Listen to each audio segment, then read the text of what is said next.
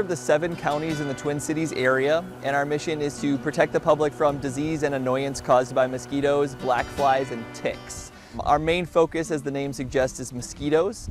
We spend a lot of time, tracking where disease vectors might be, doing a lot of surveillance in the wetlands and the wooded areas that we have all throughout the metro, and just make sure that we're using the safest materials for our objectives that we're trying to accomplish. So we mainly treat public areas. So right now we're in Lake Girard Park. There's a couple ponds surrounding this area, plus some wooded areas where mosquitoes will hide out during the day. So in a place like this where there's a park, we know this area produces a lot of mosquitoes because of all the standing water. And so we spend a lot of the early season doing surveillance to figure out which species we're finding in the water. And we have a lab in St. Paul that can identify both the larvae and the adult mosquitoes and figure out which species are out there. We only focus our treatments on the human-biting mosquitoes, and especially the ones that could potentially transmit diseases. And so we really target those areas as our high priorities. But then we'll do larval control in the water because it's a granule that's really safe for the wetlands and also for any people or pets or even non-target insects that might be in the area. It's really focused on controlling mosquito larvae. Yeah, mainly they'll see our trucks or they'll see our staff wearing their bright yellow MMCD shirts, or they'll see our helicopters. We do a lot of the widespread treatments with helicopters in areas that are hard to reach on feet or just so big that we need our helicopters to do it. But the helicopters are always applying the dry granules right to wetlands. So people don't need to be concerned that we're spraying anything that could get on them. They'll see the pellets going right into the water. That's what we're doing. But the helicopters do get low, and I know it can be kind of, concerning for some people when they see the helicopters kind of swooping down like that. But the pilots that we contract with are very well trained to know exactly how low they need to be to make sure the materials land right at the target site. Now I have a aspirator device, which we call a succo.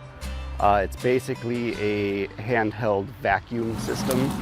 So right now it is collecting mosquitoes that are taking shelter during the day in these kind of on the underside of these leaves. And we're looking for specific species of mosquitoes that would be container breeding mosquitoes that could potentially spread lacrosse encephalitis and diseases like that.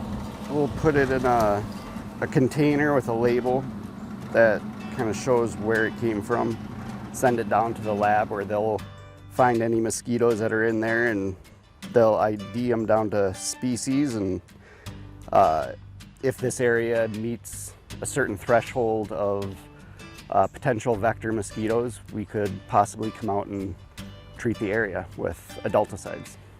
We help the Metropolitan Mosquito Control District with treating some of the manholes that have standing water in them. Unfortunately, with the standing water, that also attracts mosquitoes. So we've partnered for many years with the Mosquito Control District to provide an algicide in the various sump manholes.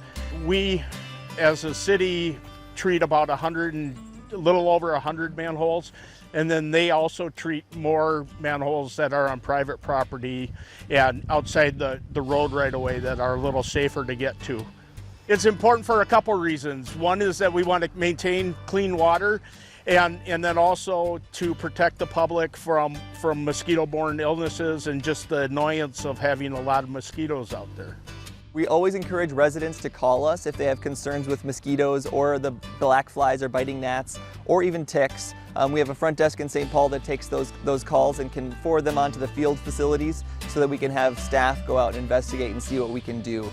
We do a lot of surveillance to figure out where the mosquitoes are, but it always helps when people call us and give us their address, and so that we know certain pinpoints on our maps where the mosquitoes are particularly bad, and then we can go investigate and see if we can do anything to help. So our website, mmcd.org, is a really good resource where you can find our phone number, email address, and there's a contact form right on there too.